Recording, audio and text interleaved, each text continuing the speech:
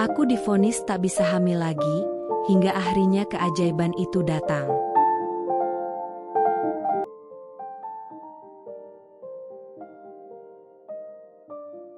Pernikahan yang sempurna mungkin hanya ada di dalam dongeng. Karena di dunia nyata, kebahagiaan seringkali diuji dengan cobaan. Namaku Amira, telah menikah dengan Mas Ihsan selama 20 tahun, dan dalam perjalanan ini, kami telah melewati banyak rintangan. Aku, seorang wanita yang awalnya penuh harapan untuk menjadi seorang ibu, harus menerima kenyataan pahit bahwa kemungkinan untuk memiliki anak semakin kecil. Namun, di balik semua kesedihan itu, sebuah keajaiban terjadi.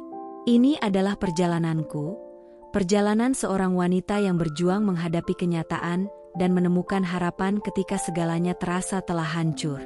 Aku pertama kali bertemu Mas Ihsan saat kami bekerja di sebuah supermarket. Kala itu, aku sudah 3 tahun bekerja di bagian kasir, sudah terbiasa menghadapi pelanggan dari pagi hingga sore, tersenyum, melayani dan sesekali mengatasi keluhan. Rutinitas yang monoton yang kadang membuatku jenuh juga, tapi aku tak punya pilihan lain. Aku perlu pekerjaan ini untuk menghidupi keluargaku. Mas Ihsan, di sisi lain, baru beberapa bulan bekerja sebagai staf gudang. Dia bukan tipe pria yang mudah bergaul. Sosoknya tenang dan pendiam, lebih sering tertunduk saat berjalan di lorong-lorong supermarket, sibuk dengan tugasnya mengatur barang. Namun, kami sering bertemu saat jam istirahat. Di ruang karyawan yang sederhana, di sela makan siang, obrolan kecil kami mulai terjalin. Awalnya tentang pekerjaan, seperti bagaimana aku terkadang kesal dengan pelanggan yang cerewet, atau saat mesin kasir macet. Mas Ihsan hanya mendengarkan. Senyumnya tipis namun menenangkan, seolah semua masalahku bisa teratasi hanya dengan menceritakan kepadanya. Lama-kelamaan, obrolan kami berkembang menjadi hal-hal pribadi, tentang keluarga, cita-cita, hingga mimpi-mimpi yang seringkali terasa jauh dari jangkauan. Aku masih ingat dengan jelas bagaimana obrolan pertama kami tentang keluarga terjadi. Waktu itu, Mas Ihsan sedang memakan nasi bungkusnya dengan tenang di sudut ruangan. Aku baru saja menyelesaikan pekerjaan shift pagiku dan duduk di sampingnya. Dengan malu-malu, aku membuka topik pembicaraan tentang pekerjaannya di gudang. Gimana, capek enggak? Kerja di bagian gudang? Ngatur-ngatur barang? Angkat-angkat berat gitu? Tanyaku. Mas Ihsan mengangguk pelan. Capek sih, tapi ya dinikmati aja. Namanya juga kerja, kan? Jawabnya sambil tersenyum tipis. Dari percakapan sederhana itu, aku mulai tahu lebih banyak tentang dirinya. Dia pria yang pendiam, tapi memiliki cara tersendiri dalam mengutarakan perhatiannya. Di sisi lain, kehidupanku di rumah juga penuh dengan kehangatan. Aku anak kedua dari 4 bersaudara. Kehidupan keluargaku cukup sederhana. Ayahku hanya seorang tukang sol sepatu di pinggir jalan, sedangkan ibuku mengurus rumah dan adik-adikku. Sejak lulus SMA, aku harus bekerja untuk membantu biaya sekolah Adi dan Rahman, adik-adikku yang masih kecil. Kakak pertamaku, Mas Ridwan, sudah menikah dan tinggal di luar kota. Jadi beban ekonomi keluarga sebagian besar ada di pundakku. Meskipun hidupku penuh tanggung jawab, aku tidak pernah mengeluh. Bagiku, keluarga adalah segalanya. Setiap uang yang aku hasilkan dari bekerja sebagai kasir aku tabung dan sisihkan untuk kebutuhan rumah, membayar biaya sekolah, dan sesekali untuk membeli kebutuhan ayah dan ibu. Melihat senyum di wajah mereka ketika aku bisa membantu sedikit banyak, sudah cukup menjadi alasan bagiku untuk bertahan. Namun, setelah mengenal Mas Ihsan, hidupku terasa berbeda. Bukan hanya karena dia pria yang baik, tapi juga karena dia memahami betapa pentingnya keluarga bagiku. Mas Ihsan, yang awalnya tampak seperti pria pendiam dan sulit ditebak, ternyata memiliki perhatian yang dalam. Saat kami semakin dekat, dia sering bertanya tentang adik-adikku. Bahkan terkadang ia juga sering memberi hadiah atau uang untuk adikku saat ia main ke rumahku. Aku masih ingat satu momen yang membuatku benar-benar yakin bahwa Mas Ihsan memang pria yang baik. Suatu hari, Aku bercerita tentang Rahman yang sedang membutuhkan biaya tambahan untuk les matematika, karena dia sebentar lagi akan menghadapi ujian kelulusan di sekolah. Aku merasa terjebak karena penghasilan bulan itu sangat pas-pasan, dan aku bingung bagaimana caranya membantu Rahman tanpa mengorbankan kebutuhan lain. Aku bisa bantu, kalau kamu butuh. Nggak usah malu, ini semua juga untuk adikmu juga, kan? Kata-kata itu membuatku tertegun. Mas Ihsan menawarkan bantuan untuk adikku seolah keluargaku adalah keluarganya juga. Aku menolak tawarannya dengan halus, tapi dari sana aku sadar bahwa dia benar-benar peduli, bukan hanya padaku, tapi juga pada orang-orang yang penting dalam hidupku. Aku belum pernah bertemu pria yang seperti itu sebelumnya. Seseorang yang mau terlibat dalam masalah keluargaku tanpa merasa terbebani. Hubungan kami semakin dekat setelah itu. Setiap kali aku merasa lelah dengan beban tanggung jawab di rumah, Mas Ihsan selalu ada untuk mendengarkan. Dia tak pernah menuntut apapun dariku, selalu memberikan ruang bagiku untuk menjadi diriku sendiri. Meskipun dia lebih pendiam dibandingkan aku, kehadirannya selalu menenangkan. Dia bukan tipe yang romantis dengan kata-kata manis, tapi cara dia memperhatikanku, memberi bantuan kecil, dan mendengarkan setiap keluhanku, membuatku merasa dihargai. Perlahan, aku mulai merasakan bahwa kehadirannya membawa kebahagiaan tersendiri dalam hidupku. Bahkan, di antara kelelahan bekerja dan tanggung jawab keluarga yang berat, aku merasa lebih kuat karena tahu ada seseorang yang selalu perhatian denganku dan menyayangiku. Setiap kali kami bertemu, meski hanya untuk beberapa menit di ruang istirahat, ada perasaan hangat yang tak bisa kugambarkan. Begitulah awal dari hubungan kami, hubungan yang awalnya sederhana, tumbuh dari percakapan kecil tentang kehidupan sehari-hari, hingga akhirnya menjadi sebuah ikatan cinta yang kuat. Di tengah kesederhanaan hidup, Mas Ihsan hadir sebagai cahaya yang membuat semuanya terasa lebih cerah. Meskipun kami berasal dari latar belakang yang berbeda, perbedaan itu justru membuat kami semakin dekat. Aku dan Mas Ihsan akhirnya memutuskan untuk menikah dengan sederhana. Pernikahan kami dilangsungkan di rumah orang tua Mas Ihsan, dengan hanya dihadiri keluarga dekat dan beberapa teman. Bagi kami, pernikahan bukan tentang kemewahan atau pesta besar-besaran, tapi tentang komitmen dan langkah baru yang akan kami jalani bersama. Aku mengenakan kebaya sederhana sementara Mas Ihsan mengenakan yang kami sewa dari perias pengantin. Namun, meskipun semua serba sederhana, kebahagiaan yang kami rasakan begitu besar. Setelah ijab kabul selesai, kami tersenyum bahagia sepanjang hari, seolah tak ada yang bisa merusak momen itu. Setelah menikah, aku pindah ke rumah Mas Ihsan yang masih ditinggali oleh ayahnya, Pak Hadi, serta Mbak Tuti, kakak perempuan Mas Ihsan, yang tinggal di sana bersama suaminya, Mas Wawan. Mereka tinggal di rumah itu karena Mbak Tuti merasa bertanggung jawab merawat ayah mereka yang sudah mulai uzur. Rumah keluarga Mas Ihsan tidak terlalu besar, tapi cukup nyaman. Aku langsung merasa diterima di sana.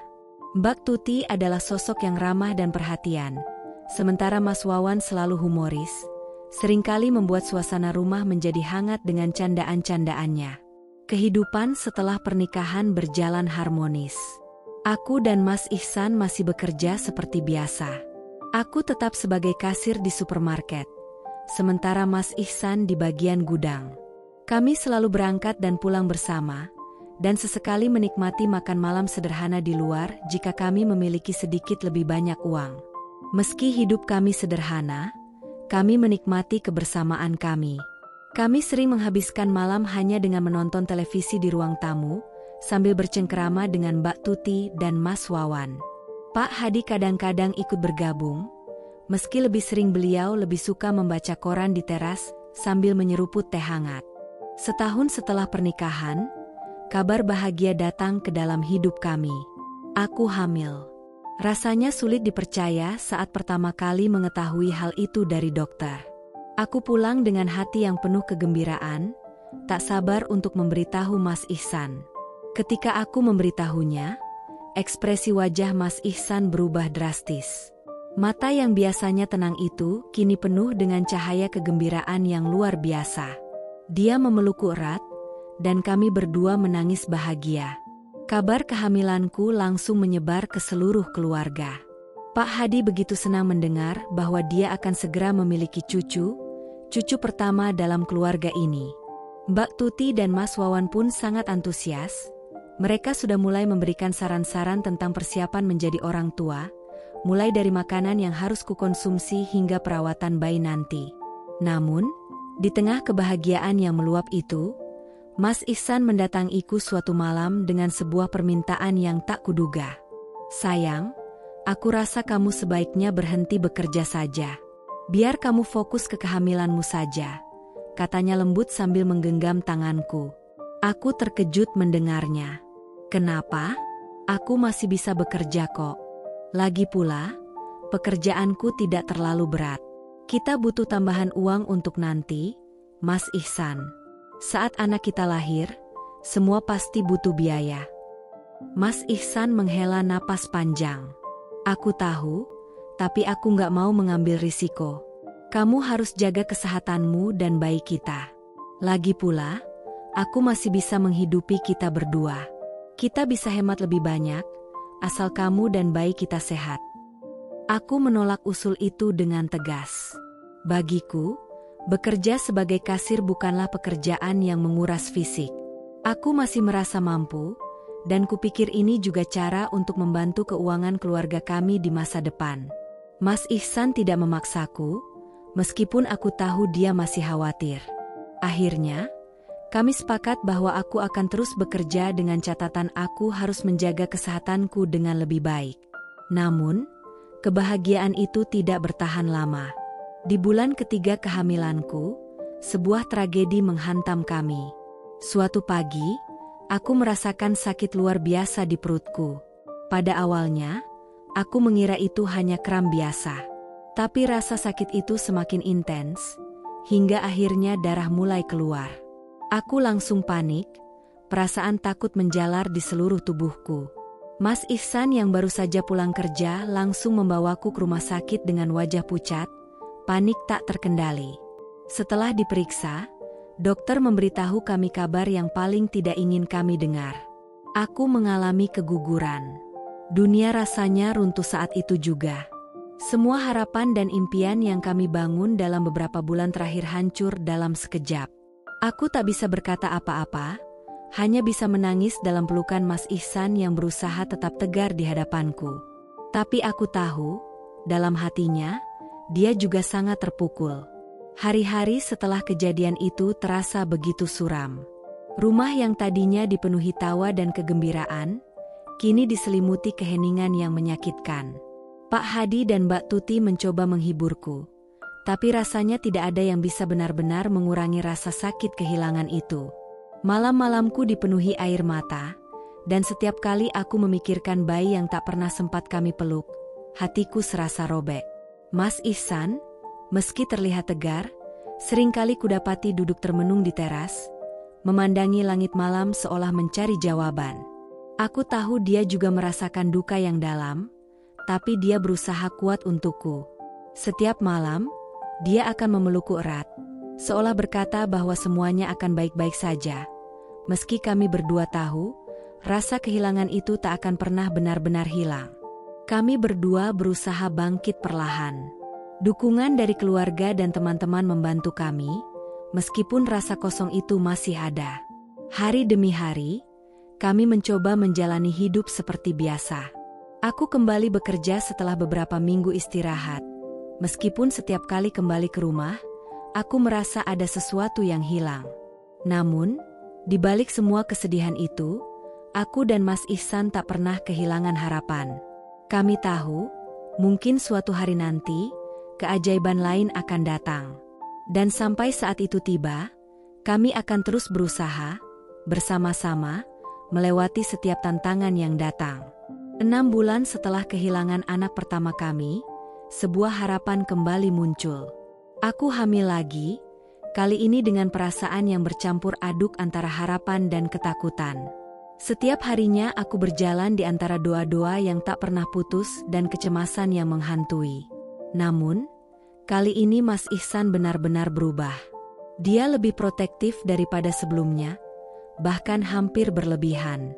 Tak lama setelah aku mengabari tentang kehamilanku, dia dengan tegas memintaku berhenti bekerja. "Sayang, kamu perlu istirahat penuh, aku ada risiko sedikit pun kali ini," ujarnya penuh tekad. Aku tahu dia melakukan ini karena cinta, tapi dalam hatiku aku merasa kehilangan satu bagian dari diriku, pekerjaan yang selama ini membantu menopang keluargaku. Namun, karena besarnya harapan kami untuk memiliki anak, aku menuruti permintaannya. Aku berhenti bekerja dan mulai fokus menjaga kehamilanku. Kami melakukan segala sesuatu dengan lebih hati-hati. Setiap kontrol ke dokter, Mas Ihsan selalu memastikan aku mendapat perawatan terbaik. Dia selalu berada di sisiku, tak pernah membiarkan aku merasa sendiri. Bahkan, acara 7 bulanan untuk bayi kami direncanakan dengan sangat matang. Kami mengundang keluarga dan teman-teman terdekat untuk merayakan harapan baru ini. Mbak Tuti, kakak Mas Ihsan, mengurus semua persiapan, dan aku merasa begitu dikelilingi cinta dan perhatian. Di setiap detik, aku membayangkan bayi kami, yang sudah kami siapkan nama, akan tumbuh menjadi anak yang sehat dan bahagia. Namun, pada usia kandunganku 8 bulan, malapetaka datang menghancurkan semua harapan itu. Tiba-tiba saja air ketubanku pecah saat tengah malam. Panik dan ketakutan, Mas Ihsan langsung membawaku ke rumah sakit dengan tergesa-gesa. Aku terbaring di tempat tidur rumah sakit dengan napas tersengal, rasa sakit melingkupi seluruh tubuhku, tapi lebih dari itu, ketakutan mulai merayapi pikiranku. Tatapan Mas Ihsan yang cemas semakin memperparah keadaan. Saat kami sampai di rumah sakit, dokter segera melakukan pemeriksaan. Wajahnya tampak tegang, dan tak lama kemudian ia memberikan kabar yang membuat dunia seakan runtuh. "Kondisi bayi di perutnya sangat kritis," ujar dokter dengan suara pelan tapi jelas. "Kami harus membuat keputusan cepat. Menyelamatkan ibu atau mencoba menyelamatkan bayi, tapi risikonya sangat besar untuk keduanya." Aku dan Mas Ihsan saling menatap. Mas Ihsan menggenggam tanganku erat, matanya dipenuhi air mata yang tak pernah kulihat sebelumnya. "Aku nggak bisa kehilangan kamu, sayang," katanya lirih, suaranya hampir pecah. "Kamu harus selamat." Dan begitu saja, dalam hitungan jam, bayi yang kami nantikan, harapan yang kami rajut selama berbulan-bulan, tak lagi ada. Hanya aku yang bisa diselamatkan. Kehilangan itu terasa begitu pedih, menghantam lebih keras dari sebelumnya. Rasanya seperti dunia berhenti berputar. Suara tangis bayi yang selama ini kunantikan, tak pernah datang. Yang ada hanya sunyi yang menyakitkan. Kehilangan anak kedua ini menghancurkan kami berdua. Aku merasa hampa. Bagaimana bisa 2 kali harapan kami hancur? Kepedihan Mas Ihsan semakin bertambah ketika ayahnya meninggal 6 bulan setelah keguguran kedua ini. Di rumah itu, suasana berubah drastis. Mas Ihsan, yang dulu selalu menjadi tempatku bersandar, perlahan mulai berubah. Mas Ihsan semakin terpuruk dalam kesedihannya. Dia jarang bicara, seringkali menyendiri di kamarnya. Kesedihan itu seakan menelan segala yang ada di antara kami. Seakan tak cukup dengan rasa duka, bisikan-bisikan miring dari tetangga mulai terdengar. Orang-orang mulai berbisik bahwa aku adalah pembawa kematian. Mungkin dia dikutuk. Lihat saja anaknya tidak ada yang selamat, bahkan mertuanya juga ikut mati, ujar salah seorang tetangga dengan nada rendah namun jelas terdengar. Mas Ihsan, yang awalnya tak pernah mendengarkan hal semacam itu, kini mulai terpengaruh.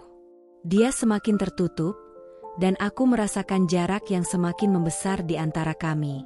Setiap hinaan dan cibiran yang kudengar terasa seperti menambah luka di hatiku. Beban di pundakku semakin berat, dan aku mulai merasa kehilangan diriku sendiri.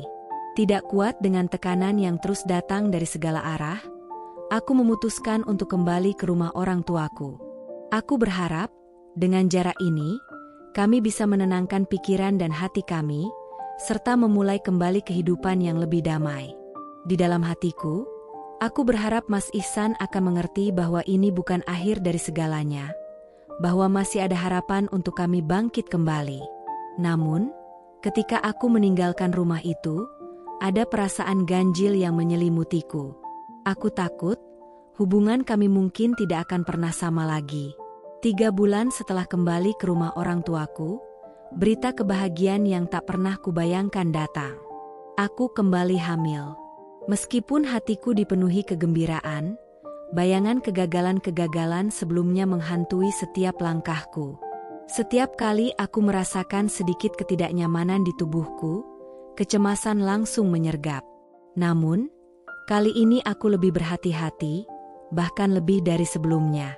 Aku mengikuti setiap anjuran dokter, menghindari pekerjaan berat, dan menjaga asupan makanan dengan sangat teliti. Mas Ihsan, meskipun sudah terlihat semakin jauh, tetap setia mengantarku ke dokter spesialis terbaik, berusaha memastikan kehamilanku berjalan lancar.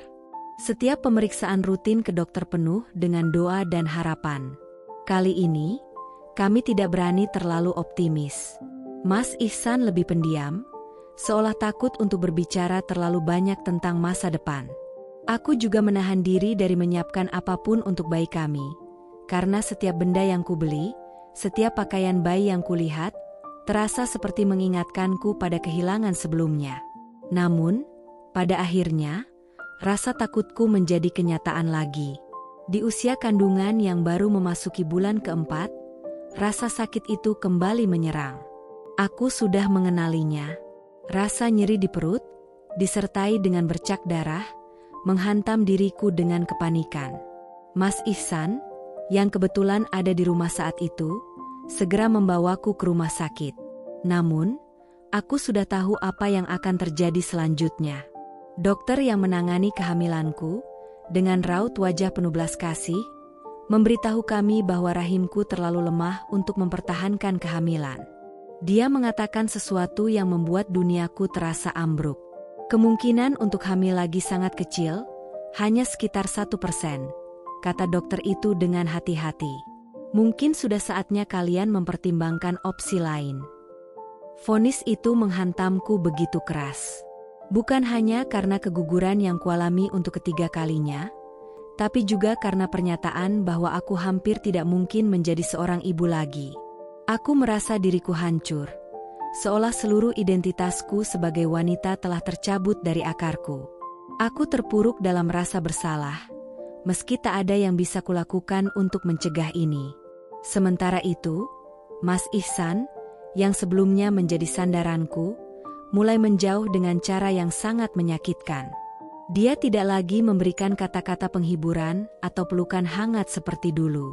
Perlahan, aku mulai melihat sisi lain dari dirinya yang sebelumnya tersembunyi. Dia menjadi dingin, marah, dan frustrasi. Setiap kegagalan seolah-olah menambah jarak di antara kami, dan aku tahu dia menyalahkanku dalam diam. Setelah vonis dokter bahwa peluangku untuk hamil hanya 1%, Mas Ihsan mulai menunjukkan perilaku yang tak pernah kubayangkan akan datang darinya. Awalnya, dia hanya terlihat acuh tak acuh. Dia sering pulang terlambat, dan bahkan ketika di rumah, dia tidak lagi berbicara banyak denganku. Setiap kali kami bertemu, matanya penuh dengan kekecewaan dan kemarahan yang tak terucapkan. Aku tahu, dia terjebak dalam rasa kecewa yang mendalam. Bukan hanya karena kehilangan anak-anak kami, tapi juga karena harapan untuk memiliki keluarga yang telah pupus. Seiring berjalannya waktu, perubahan dalam diri Mas Ihsan semakin nyata. Dia sering pulang dalam keadaan mabuk, aroma alkohol menyengat dari tubuhnya. Jika aku mencoba berbicara dengannya, dia langsung marah, suaranya meninggi, dan amarahnya tak terkendali. Aku sering terdiam dalam ketakutan, takut memicu kemarahannya lebih jauh. Hingga pada suatu malam, saat emosinya meledak, Mas Ihsan memukulku untuk pertama kalinya. Pukulan itu tidak hanya melukai fisikku, tetapi juga meruntuhkan seluruh kepercayaan yang pernah kumiliki padanya. Aku merasa seperti hidup dalam mimpi buruk yang tidak pernah berakhir. Setiap harinya aku menahan rasa sakit, baik secara fisik maupun emosional. Orang tuaku, yang tahu tentang apa yang terjadi, tidak berani menegur Mas Ihsan. Mereka melihat bagaimana dirinya yang dulu lembut berubah menjadi pria yang penuh amarah dan dendam. Mereka takut, dan aku lebih takut lagi. Setiap hari aku berharap Mas Ihsan akan kembali seperti dulu, tetapi harapan itu semakin jauh dari kenyataan. Aku sering terjaga di malam hari, menangis dalam kesunyian, merasakan beban kesedihan yang tak terhingga.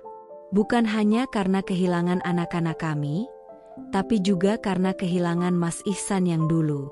Orang yang dulu berjanji akan mendukungku dalam suka dan duka, kini berubah menjadi sosok yang tak lagi ku kenali.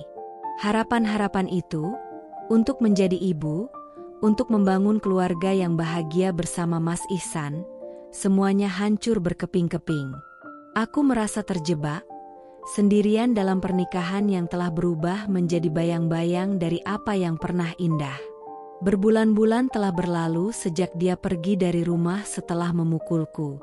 Di awal kepergiannya, aku masih mencoba menebak-nebak apa yang sebenarnya terjadi, berharap dia hanya butuh waktu untuk menyendiri dan merenung. Namun, semakin lama waktu berlalu tanpa kabar, harapan itu kian redup. Aku tak tahu di mana dia berada, dan tak ada satupun pesan atau telepon darinya.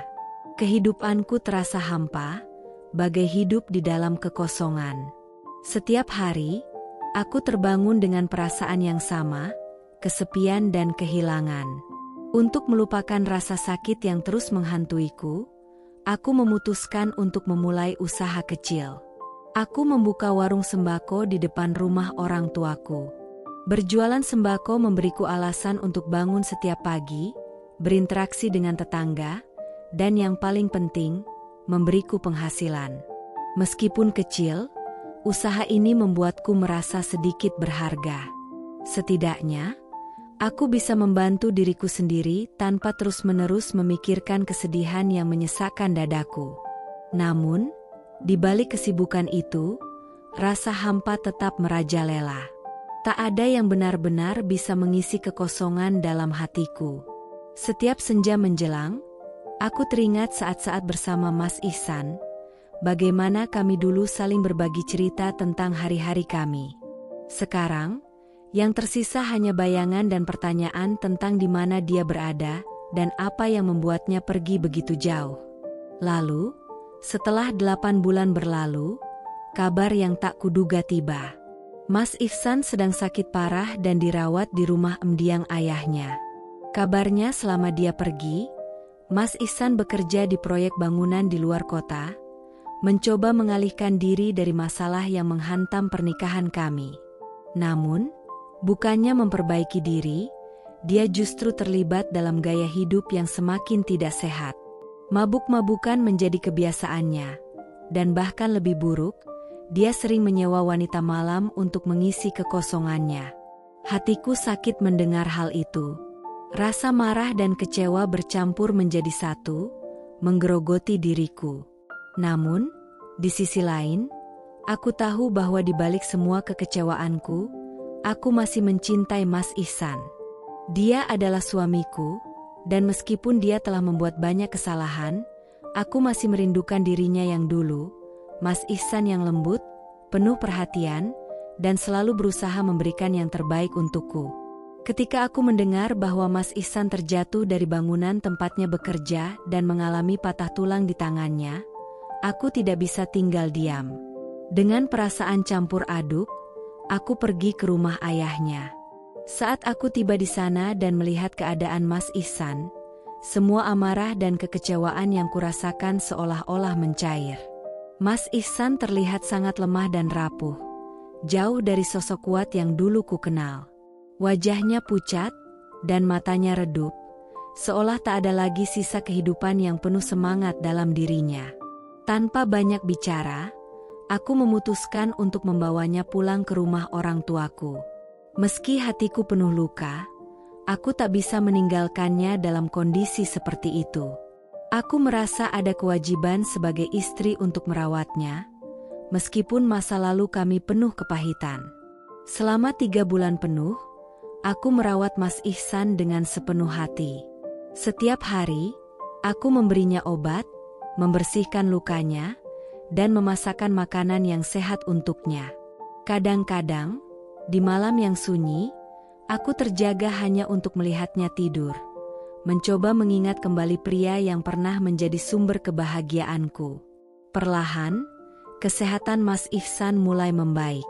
Tubuhnya kembali kuat, dan luka-luka di tubuhnya mulai sembuh.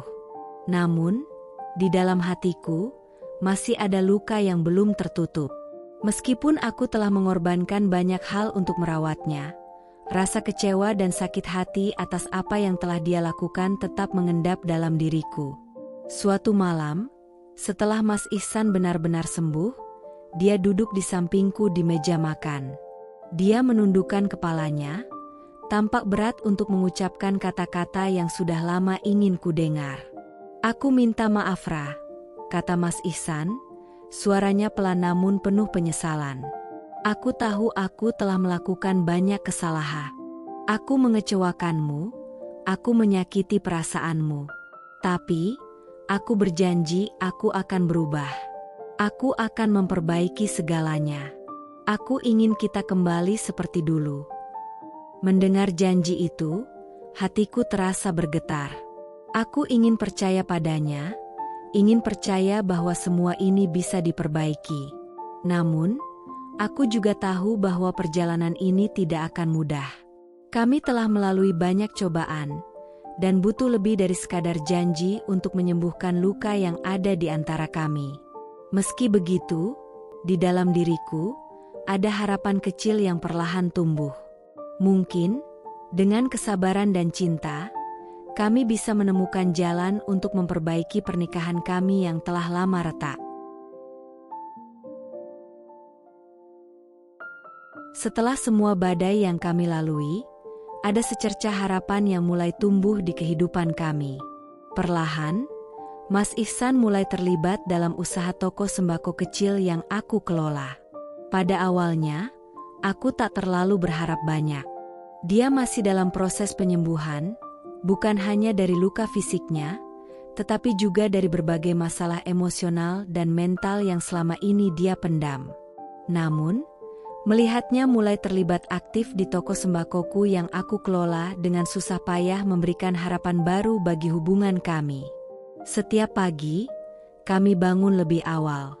Mas Ihsan membantu menata barang-barang di rak, memeriksa stok yang perlu ditambah, dan sesekali mengantar barang pesanan kepada pelanggan tetap. Ini adalah hal yang sangat sederhana, tetapi terasa seperti awal yang baru bagi kami berdua. Tak ada lagi suasana tegang seperti dulu. Kini, kami berdua terfokus pada hal yang sama, membangun kembali kehidupan yang hancur. Semakin hari, toko sembako kecil kami mulai berkembang. Awalnya hanya melayani tetangga sekitar, namun lama-kelamaan, berkat reputasi baik yang kami bangun, semakin banyak pelanggan dari luar yang datang. Mas Ihsan kini penuh semangat dan ide-ide barunya. Dia mulai berpikir untuk memperluas usaha.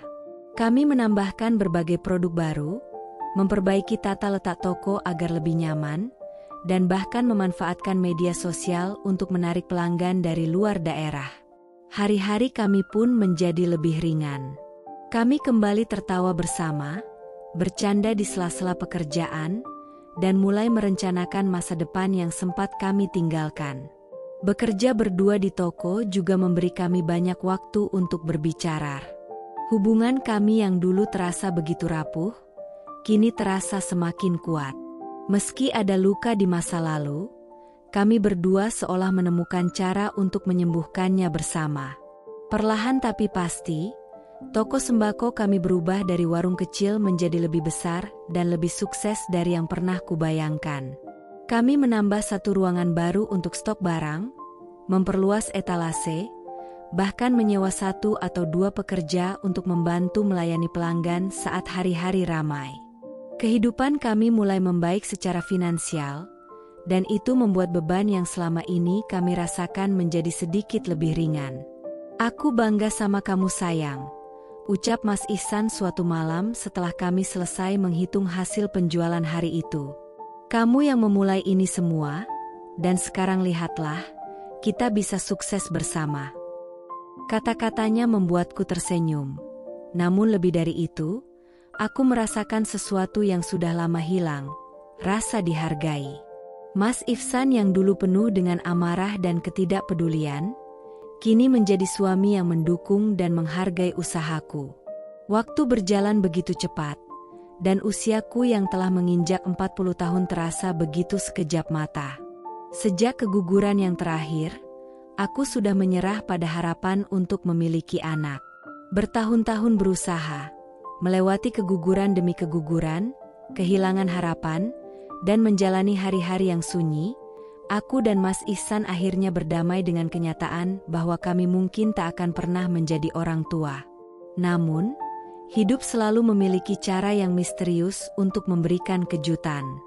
Di tengah kesibukan kami mengelola toko sembako yang semakin sukses, aku mulai merasa ada yang berbeda.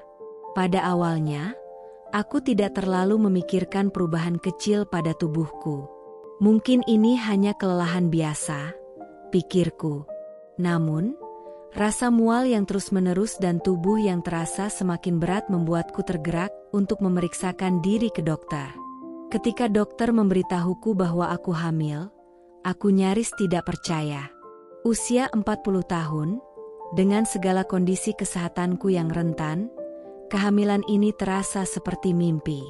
Aku bahkan meminta dokter untuk memeriksa ulang, berpikir mungkin ada kesalahan. Tapi, hasilnya tetap sama, aku hamil. Aku langsung memeluk Mas Ihsan, air mata kebahagiaan mengalir di pipiku. Keajaiban ini datang ketika aku sudah benar-benar berhenti berharap. Mas Ihsan tampak terkejut, tetapi dalam sorot matanya terlihat kebahagiaan yang tak terkatakan. Kita diberi kesempatan lagi, bisiknya lembut sambil memelukku erat. Matanya basah oleh air mata, dan untuk pertama kalinya dalam waktu yang lama, aku merasakan harapan itu kembali menyala di hati kami. Kehamilan kali ini berjalan lebih lancar dari yang pernah kubayangkan. Setiap hari Mas Ihsan memperhatikan kesehatanku dengan penuh cinta. Dia lebih protektif dari sebelumnya, memastikan aku tidak terlalu lelah dan selalu menjaga asupan makanan dengan ketat. Kami seringkali duduk bersama di malam hari, membicarakan masa depan, membayangkan bagaimana kelak kehidupan kami dengan anak yang telah lama kami impikan. Rasa takut keguguran yang dulu selalu menghantui kini perlahan-lahan berganti dengan harapan dan doa yang penuh keyakinan. Hari demi hari berlalu, dan setiap bulan terasa seperti sebuah kemenangan kecil. Aku tidak berani terlalu berharap di awal, tapi dengan setiap gerakan kecil yang kurasakan di dalam rahimku, aku semakin yakin bahwa kali ini Allah benar-benar memberikan kami anugerah yang luar biasa. Saat usia kandungan memasuki 9 bulan, aku mulai merasakan kontraksi. Kami bergegas ke rumah sakit. Perasaan campur aduk antara ketakutan dan harapan menyelimuti kami. Namun, proses persalinan kali ini berjalan lancar. Ketika tangisan pertama bayi kami terdengar di ruangan itu, semua rasa sakit, kehilangan, dan penantian panjang selama bertahun-tahun terasa sirna seketika. Air mata kebahagiaan mengalir tanpa bisa kutahan. Dokter meletakkan bayi laki-laki kami di pelukanku, dan di saat itulah aku benar-benar merasakan keajaiban. Mas Ihsan berdiri di sampingku, tak henti-hentinya memandangi putra kami dengan mata penuh kekaguman. Akhirnya, dia ada di sini, ucapnya pelan, seolah masih tak percaya bahwa harapan yang kami pikir sudah musnah kini hadir nyata di hadapan kami.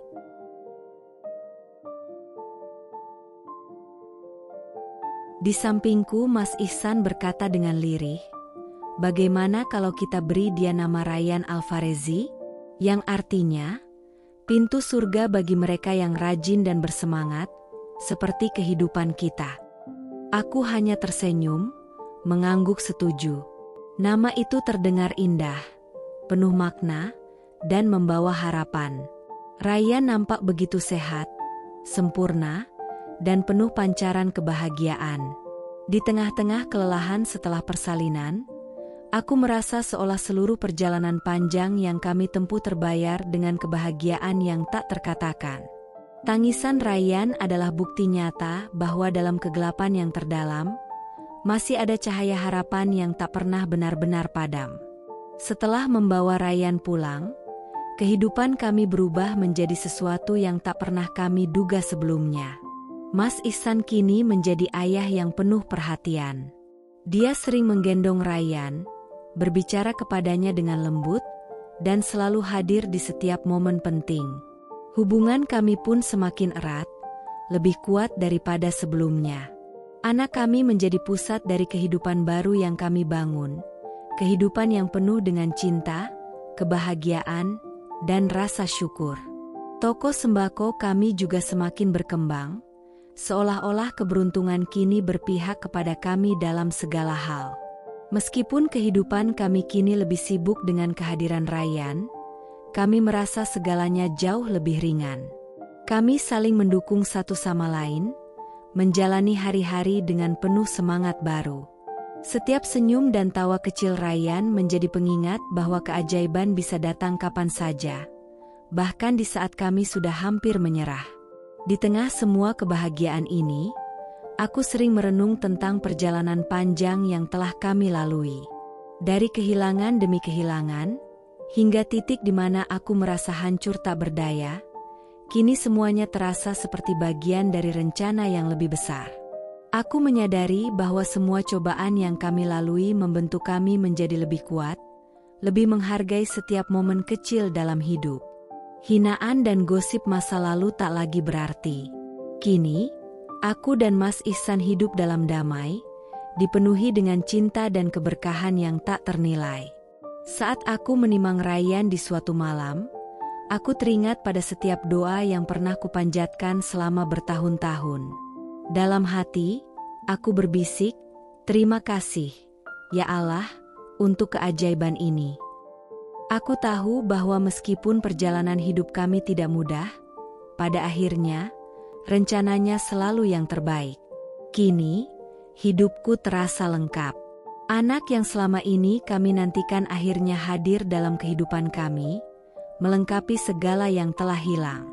Kami tak lagi hanya berharap, kami hidup dalam keajaiban yang nyata, dan untuk itu, aku akan selalu bersyukur sepanjang hidupku.